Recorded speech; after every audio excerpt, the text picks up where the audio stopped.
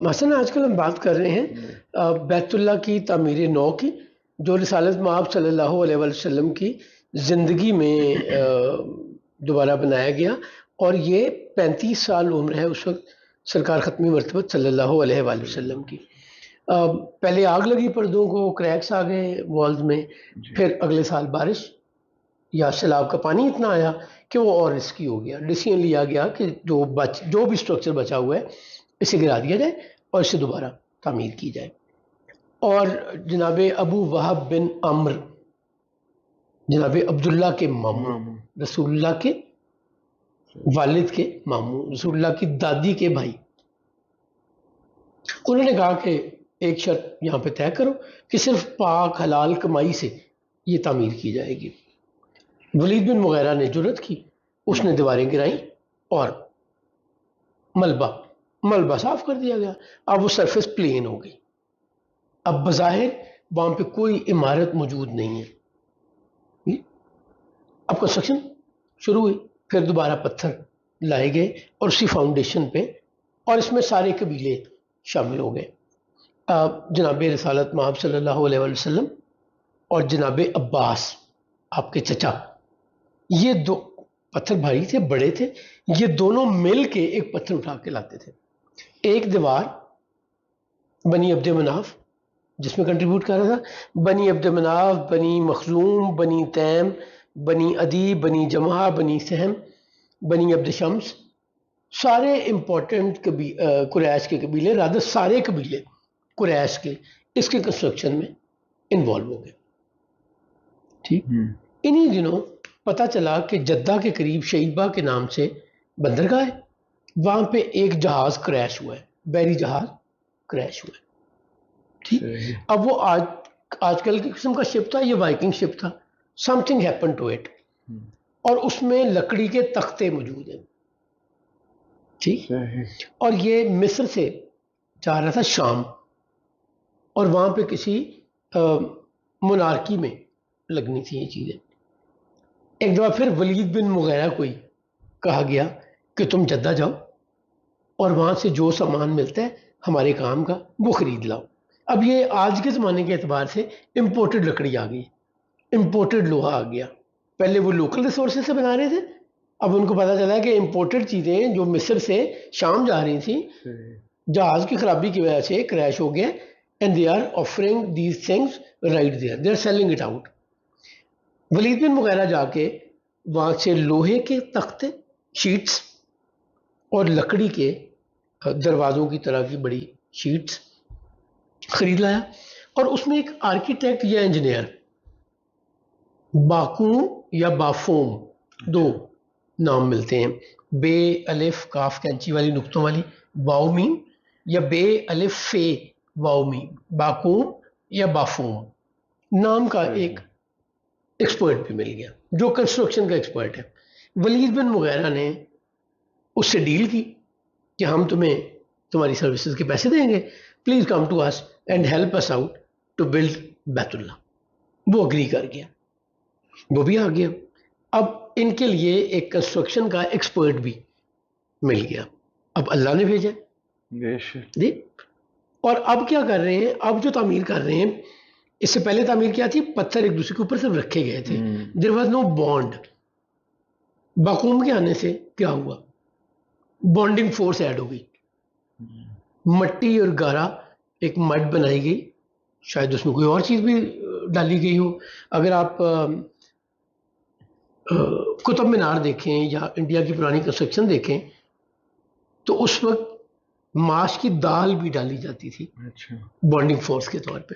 تو ممکن ہے ایسی کوئی چیز عرب میں بھی موجود ہو جو، یا مصر میں باقوم کو پتا ہو جو اس نے ایڈ کروا دی ہو، بٹ بانڈنگ فورس کے ساتھ اسے بنانا شروع کیا۔ سر میں یہ سوچ رہا تھا اللہ تعالیٰ نے best of the best person بھیجا، ظاہر ہے دیکھیں اللہ کریم نے اس زمانے کا جو ایکسپرٹ ہوگا اسے بھیج دیا، رائٹ۔ یہ تو اس کی کائنڈنس اور اس کی مہربانی اور اس کی حکمتیں ہیں نا۔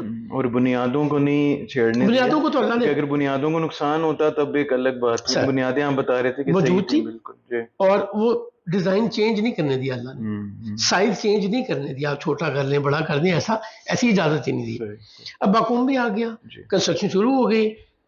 یہاں پہ ایک نا غلط روایت جس کی میں یہاں پہ ضرور کلیئرٹی دینا چاہتا ہوں. کچھ آپ کو کتب سیرت میں ملتا ہے کہ گرمی تھی، وزن بہت زیادہ تھا، تو لوگ کیا کر رہے تھے، اپنی چادر جو انہوں نے باندھی ہوئی تھی اپنی لوور پارٹ آف باڈی کو کور کرنے کے لیے، جسے ہم پنجابی میں دھوتی کہتے ہیں، وہ لوگوں نے کھول کے اپنے کندھے پہ یا سر پہ رکھ لی پتھر اٹھانے کے لیے. یہ ایک روایت ملتی ہے اور لوگ یہ کر رہے تھے. تو رسالت میں آپ صلی اللہ علیہ وآلہ وسلم نے بھی اپنی چادر اتاری اور آپ کا لوور پارٹ ایکسپوز ہو گیا، اور جیسے ہی آپ نے کندھے پہ رکھی اب بھی ہوش ہو گئے. ایسی کوئی روایت نہیں ہے، یہ بالکل من گھڑت. وہی جو میں بات کرتا ہوں نا، جب آپ کو آئیڈیل پرسنالٹی میں، جب آپ کو کمال انسان میں کوئی نقص نہیں ڈھونڈ پاتے نا، تو آپ ایڈ کرتے ہیں. آپ ایڈ کر کے اپنی مرضی کی چیزیں بتاتے ہیں. رسالت میں آپ صلی اللہ علیہ وآلہ وسلم right from his first breath till his last breath اللہ کریم کے حکم کے مطابق چیزیں کرتے رہے. بے شک. جو سرکار کو اللہ نے ہدایت دی، کیوں نہیں آپ نے بتوں کی پوجا کی؟ Not a single day, not a single day. جیسے میں نے ولادت میں بات کی تھی نا کہ ایک نقص اور ایڈ کیا جاتا ہے کہ جناب عبد المطلب نے اٹھایا اپنے پوتے کو، سرکار ختم مرتبہ صلی اللہ علیہ وسلم کو، اور حبل کے سامنے جا کے پیش کیا. حبل تیری عزت اور بڑھے، تو نے مجھے پوتا دیا، مجھے بیٹا دیا، میں تیرا بڑا شکر گزار ہوں جی، اور میں تمہیں یہ بیٹا آفر کرتا ہوں. بالکل فیبریکیٹڈ. جناب عبد المطلب توحید کے قائل تھے، دین حنیف کے قائل تھے، ابراہیم علیہ السلام کے دین کو فالو کرتے تھے، اور حضور کے تمام آباء و اجداد، والدین والد توحید پہ تھے. اب چونکہ میں اور تو کچھ کر نہیں پا رہا، میں دشمن ہوں، میں کسی نہ کسی طرح سرکار کا عہدہ مقام کسی طرح نیچے لانے کی کوشش کرتا ہوں، مجھے کوئی چیز نہیں ملتی، فلالیس لائف ملتی ہے، آئیڈیل پرسنالٹی ملتی ہے، تو میں چیزیں خود سے ایڈ کرتا ہوں. تو یہ بالکل فیبریکیٹڈ روایت ہے کہ نبی کریم صلی اللہ علیہ وسلم نے اپنا تہمد یا چادر اتاری جس سے آپ کا lower part of the body expose ہو گیا، آپ نے کندھے پہ رکھا کہ اس پہ پتھر رکھ کے، سر پہ رکھا اس پہ پتھر رکھ کے لے کے آئیں گے، اور اتنے میں آپ بھی ہوش ہو گئے. جی اللہ کو پسند نہیں آئی بات، ایسا ہوا ہی کچھ نہیں. جی میں وہ کچھ سیشن پہلے کہا تھا نا، تیری حیات پاک کا ہر لمحہ پیغمبر لگے. وہ پیغمبر کی زندگی کا ہر لمحہ پیغمبر آنا ہے، آئیڈیل لیڈرشپ ہے. ٹھیک، تو ایسا کچھ نہیں ہوا. ہاں جناب عباس حضور کے چچا 3 سال بڑے ہیں جی. آپ کی سرکار کی عمر سے 35 سال ہے، اور جناب عباس بن عبد المطلب کی ایج ہے 38. تو یہ دونوں مل کے اپنے حصے کی دیوار میں بنی عبد مناف، جو سرکار یعنی ایک پیچھے چلے جائیں نا، ہاشم سے پیچھے چلے جائیں تو بنی عبد مناف بنیں گے، ہاشم تک رہیں گے تو بنی ہاشم رہیں گے، جناب عبد المطلب تک رہیں گے تو بنی عبد المطلب رہیں گے. اور اب بھی ایسے ہی چلتا تھا نا، باپ دادا پہ وہ نئی برانچ بن جاتی تھی. تو یہ جو بنی عبد مناف، جو میں نے ایک ڈائلاگ آپ کو یاد ہوگا ابو جہل کا، ہم نے ایک سیشن کا ٹائٹل ہی یہ تھا جس کے بارے میں ابو جہل کہتا ہے کہ ہم قیامت تک بنی عبد مناف میں آنے والے نبی کو نہیں مانیں گے. تو سرکار کے قبیلے کا جب براڈر میں جاتے ہیں تو بنی عبد مناف ہے. تو بنی عبد مناف کے لوگ بھی حصہ لے رہے ہیں، جن میں سرکار اور جناب عباس بھی ہیں. اب دیوار کنسٹرکشن بنتی جا رہی ہے، ہر جو قبیلہ ہے وہ اپنی اپنی سائڈ کی ڈائریکشن اور بناتا جا رہا ہے. سب سے پہلا مسئلہ کیا آیا؟ سب سے پہلا مسئلہ آیا کہ وہ جو جناب ابو وہب بن عمر نے سب سے پہلے کمٹمنٹ لی تھی، ڈائریکشن دی تھی کہ صرف جائز اور پاک کمائی سے بیت اللہ کی تعمیر ہوگی، پیسے کم پڑ گئے. there is not enough money to make all walls of بیت اللہ as it was. اس وقت بیت اللہ گیا تھا، یہ چکور عمارت جو آج بھی ٹھیک ہے، ریکٹینگل ہے، 2 دیواریں بڑی ہیں 2 چھوٹی ہیں، چکور سے مراد شیپ ہے. ٹھیک، میں جیومیٹری کی بات نہیں کر رہا. صحیح. اور اس کے بعد سیمی سرکل میں ایک دیوار تھی.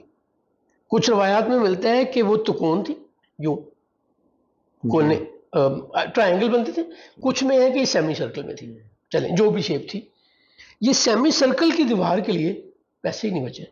अच्छा जी, सो डिसीजन लिया गया कि इसका सिर्फ निशान रख दिया जाए, इसको छत तक नहीं लेके जाना। सो बैतुल्ला की शेप बदल गई, अब वो चौकोर शक्ल में हो गया, वो 6 कोनों की बजाय, जी जैसे मकाब से काबा हुआ, वो 6 कोनों की शेप नहीं रह गई, सही। चौकोर शेप हो गई और एक सेमी सर्कल निशान या बॉर्डर लगा दिया गया। अच्छा, इसमें हिकमत है अल्लाह करीम की बड़ी, वो क्या है? क्योंकि इस तामीर में हम आगे चलेंगे तो पता चलेगा कि 2 दरवाजों को एक दरवाजा कर दिया गया। सही। पहले 2 ओपनिंग्स थी, यानी वहां पे डोर नहीं लगे हुए थे जिसे आप बंद कर सकें, खोल सकें, ताला लगा सकें, नहीं, इट वाज ओपनिंग जिसके ऊपर पर्दा होता था, और दूसरी दीवार में इधर से आप एंटर होते थे, बैतुल्ला के अंदर जाते थे, परली तरफ निकल जाते थे।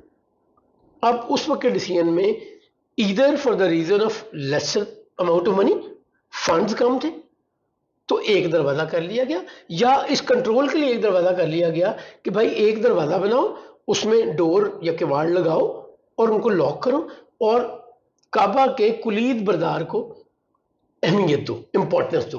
अब उसकी कॉन्सेंट के बगैर कोई अंदर नहीं जा सकेगा जब इस पे ताला लगा होगा या दरवाजा बंद होगा। कुसई बिन कलाब याद है ना, हुजूर के 5वीं पुश्त पहले दादा, उनको ये चाबी मिली थी अपने ससुर से जी, तो वो कुलीद बरदार भी हो गए थे, और बाद में उन्होंने सर्टेन इंस्टीट्यूशन डेवलप किए जिसमें कुलीद बरदार का बाकायदा एक उन्होंने ओहदा डिक्लेयर कर दिया।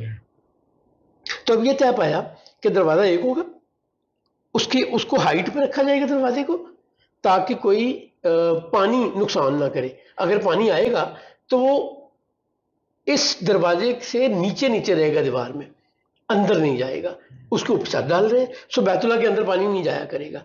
एक दूसरे सीढ़ियां बना लेंगे या लकड़ी की सीढ़ियां रख लेंगे और उस पर चढ़ के अंदर चले जाया करेंगे, अंदर भी सीढ़ी रख देंगे तो आप अंदर उतर जाया करेंगे।